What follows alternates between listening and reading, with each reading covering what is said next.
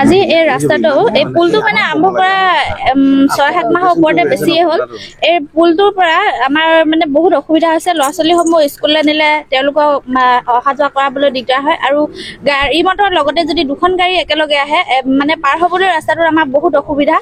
আৰু এই পুলটো খনাৰ পৰা আমাৰ পাহাৰৰ যিটো পানী আহে সেই পানীটোৱে আমাৰ এই অঞ্চলটো গোটেই মানে ৰাইজসমূহৰ ঘৰত সোমাই বানপানীৰ সৃষ্টি কৰে।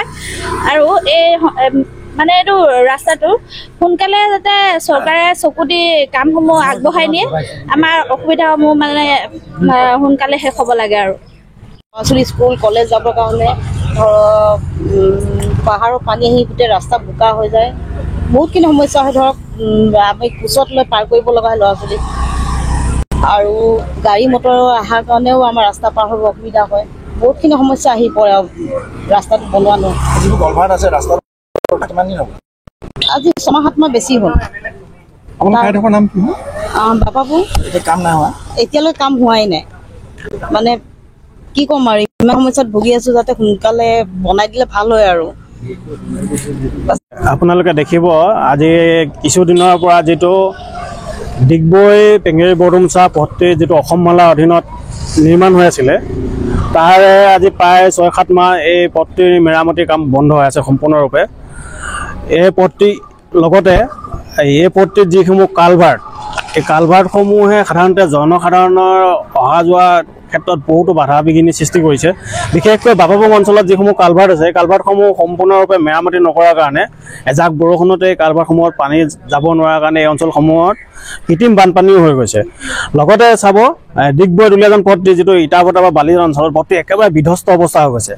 এতিয়া কথা হ'ল, সাধাৰণতে সভাসমূহত ডিগবৈ সমষ্টিৰ বিধায়কে দম্ভলি মাৰি কৈ থাকে যে ডিগবৈ সমষ্টিত কোনো তেনেকুৱা পথ মেৰামতি কৰিবলৈ নাই, তেওঁলোকে কৰিবলগীয়া কোনো কামেই নাই।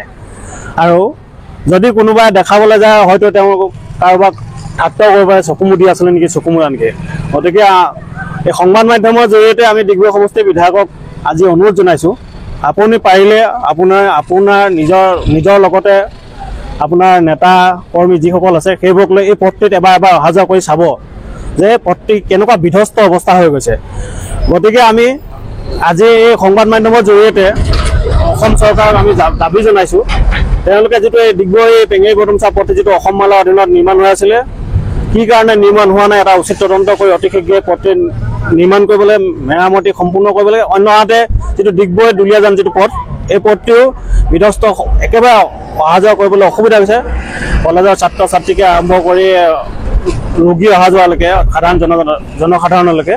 গতিকে এই দুয়োটা পথ অতি শীঘ্ৰে মেৰামতি কৰিবলৈ আমি অসম চৰকাৰক দাবী জনাইছোঁ। অন্যথা কিন্তু অসম জাতীয় যুৱ ছাত্ৰ পৰিষদে এই পথসমূহ পথৰ ওপৰত কাৰ্যসূচী ল'বলৈ বাধ্য হ'ব।